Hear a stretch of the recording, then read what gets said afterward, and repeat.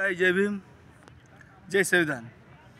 बंधू आणि भगिनींनो, हे बघा वैशाली हे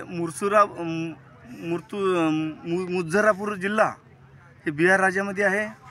या ठिकाणी हे वैशाली नगरी आहे. या ठिकाणी सिद्धार्थ भगवान गौतम बुद्धाने या स्थळांना इथे वास्तव्य केले. इथं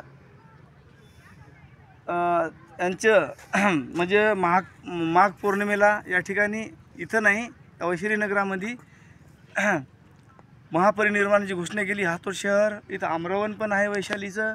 आणि यांच्या स्तूपावर त्यांच्या स्तूपावर अस्थिवर स्तूप पण बनवलं आहे, ते आम्ही बघितलं आहे. असा सर्व गुणांनी उपयुक्त असा पवित्र असं हे वैशाली नगरी आहे. आणि हा जे स्तूप आहे या ठिकाणी सम्राट अशोकाने येऊन 2ऱ्या ते 3ऱ्या शतकामध्ये इथे येऊन त्यांनी इथं हा स्तूप बांधला. कोल्हा स्तूप, त्याला कोल्हा स्तूप असे म्हणतात.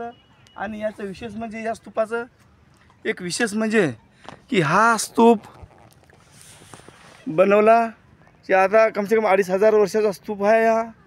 आणि विशेष म्हणजे इथं एक सिंह जे दिसतो, जे समानतेचं प्रतीक असा विजयस्तंभ, याच्यावर एक सिंह असा बसून. आणि याचं तोंड म्हणजे कुशीनारा इकडे आहे. याचं एक वैशिष्ट्य आहे. अशा प्रकारचं हे स्तूप बनवलेलं आहे. तो आणखीन या अवस्थेत संपूर्ण ठीकच आहे.